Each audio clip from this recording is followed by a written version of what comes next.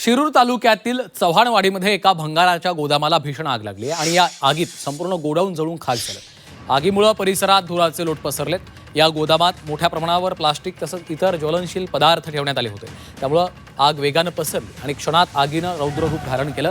घटनेची माहिती मिळताच अग्निशमन दलाचे जवान तत्काळ घटनास्थळी दाखल झाले। जवानांनी आग आटोक्यात आणण्यासाठी शर्थीचे प्रयत्न केलेत, मात्र प्लास्टिक सदृश्य वस्तूमुळे आगीची तीव्रता वाढल्यानं संपूर्ण गोडाऊनच जळून खाक झालं।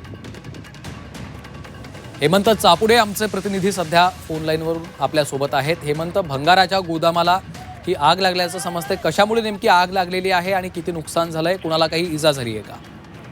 आगीचं कारण मात्र अद्याप अस्पष्ट आहे। मात्र ऐन दुपारच्या सुमारास ही आग भडकल्याने आगीचे जे काही धुराचे लोट आहेत ते मोठ्या प्रमाणात आपल्याला या ठिकाणी पाहायला मिळत आहेत आणि जे काही गोडाऊन आहे त्या गोडाऊनमध्ये मोठ्या प्रमाणात प्लास्टिकच्या वस्तू असल्याने आणि ज्या आगीत लवकर पेट घेतात अशा वस्तू मोठ्या प्रमाणात या गोडाऊनमध्ये असल्याने भंगाराच्या, त्यामुळे ही आगीची तीव्रता मोठ्या प्रमाणात पाहायला मिळते। मात्र आग विझवण्यासाठी अग्निशामक दलाच्या जवानांकडून शर्थीचे प्रयत्न केले जात आहेत। मात्र ही आगीत संपूर्ण गोडाऊन जवळपास जळून खाक झाल्याची माहिती सध्या मिळत आहे आणि या आगीमध्ये कोणाला जीवितहानी झाली नसली तरी लाखो रुपयांचं नुकसान या आगीमध्ये जळून झालेले आता माहिती समोर येत आहे।